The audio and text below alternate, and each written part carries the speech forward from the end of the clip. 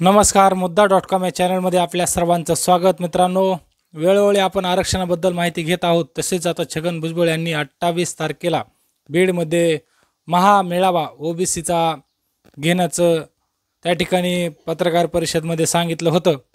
तशाप्रमाणे आता तो महामेळावा बीडमध्ये होणार आहे. परंतु प्रमुख उपस्थिती पंकजा मुंडे असतील, धनंजय मुंडे असतील, गोपीचंद पडळकर असतील आणि बाकी इतर ओबीसीचे नेते असतील.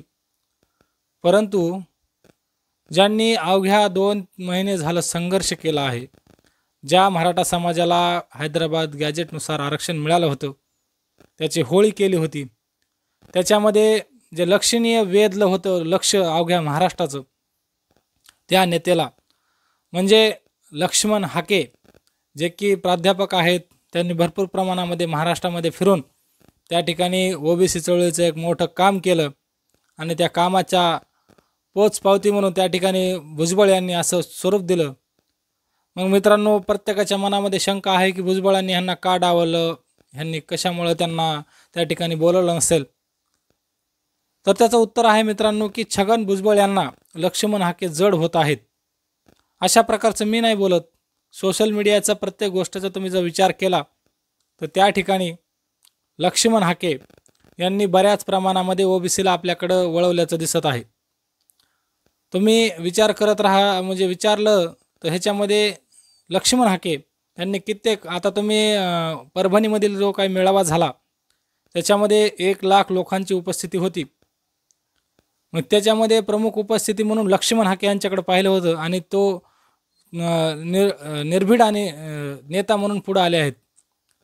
नमस्कार. मग आता ह्याच्यामध्ये नेमकं त्या ठिकाणी काय त्यांना वाटतंय हेच आपण या चॅनलवर आपण समजून घेणार आहोत. तुर्तास तुम्ही जर नवीन असताल तर माझ्या चॅनलला सबस्क्राईब करून घ्या. मग आता त्या ठिकाणी सगळ्यात मोठा मोर्चा घेण्यात आला आणि त्याचं नेतृत्व लक्ष्मण हाके यांनी, प्राध्यापक लक्ष्मण हाके यांनी केलं. आणि त्याच्यानंतर ते नावारूपास उदयास आले की हे भोगलवाडीमध्ये जाऊन असेल, बाकी इतरत्र जाऊन असेल, त्यांनी मोठ्या प्रमाणामध्ये मोर्चे केले आणि त्या ठिकाणी केलं. परंतु आज एक शंका सगळ्यामध्ये आहे की यांना बरेच लोक म्हणून पण देखील गेले की ह्या नवनाथ वाघमारे आणि लक्ष्मण हाके यांना श्री धनंजय मुंडे हे रसद पुरवत आहेत, त्यांच्या थ्रू हे काम चालू आहे. परंतु ओबीसीचा पूर्ण घटक त्यांच्या पाठीशी आहे. तुम्ही पाहिलं असेल, 1,00,000 रुपयाची मदत देतो असा तरुण बोलला आणि त्यांनी 1,00,000 रुपये न देता त्यांच्यावर ताशेरे ओढले आणि त्यांना तुम्हाला लाज वाटत नाही का अशा प्रकारचं वक्तव्य त्यांच्यासोबत केलं. मग छगन भुजबळ यांनी विचार केला की हा नेता रसद मागतोय, बऱ्याच गोष्टी करतोय, मग आपली इज्जत जाईल, अशा प्रकारचं त्यांच्या मनामध्ये व्यक्त झालं. अशा भावनाही लोकांमध्ये आहेत. परंतु सगळ्यात मोठं कारण मित्रांनो ह्याच्यामध्ये एक आहे की छगन भुजबळांना वाटतंय माझ्या पुढे कोणी नाही, मी सगळ्यात मोठा ओबीसीचा नेता आहे, ओबीसीचा प्रमुख आहे.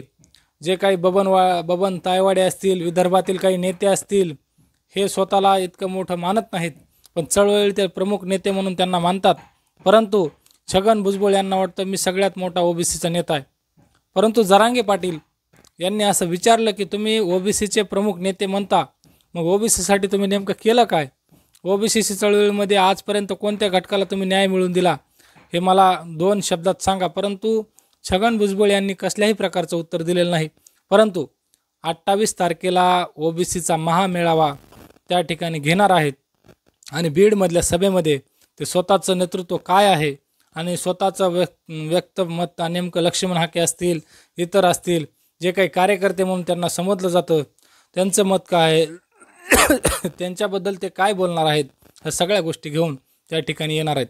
परंतु त्यांच्यामध्ये प्रमुख उपस्थिती पंकजा मुंडे, धनंजय मुंडे, गोपीचंद पडळकर, बाकी इतर त्या ठिकाणी सगळे प्रमुख नेते उपस्थित राहणार आहेत. मात्र नवनाथ वाघमारे आणि आपले लक्ष्मण हाके हे 2 लोक त्या ठिकाणी उपस्थित नाहीत. ज्यांनी रान पेटवलं अवघ्या महाराष्ट्रामध्ये, त्यांनी रान पेटवून आपल्या समाजाची बाजू मांडली. मराठा समाजाने कसं त्यांना हैदराबाद गॅजेटमध्ये फसवलंय, सरकारनं कसं फसवलंय हे मांडून घेण्याचा प्रयत्न त्यांनी केला आणि त्या माणसाला मागं सारण्याचं काम त्या ठिकाणी छगन भुजबळ यांनी केले. म्हणजे आता लोकांमध्ये विचार आहे, लोकांमध्ये चर्चा आहे की ह्या लोकांनी असं करून स्वतःला प्रमुख मानण्यासाठी ह्या लोकांना डावलल्याचं बोललं जात आहे. तुम्हाला काय वाटतं मला कमेंटद्वारे कळवा. आणि हो, तुम्ही जर माझ्या चॅनलवर नवीन असाल तर सबस्क्राईब करून घ्या. धन्यवाद.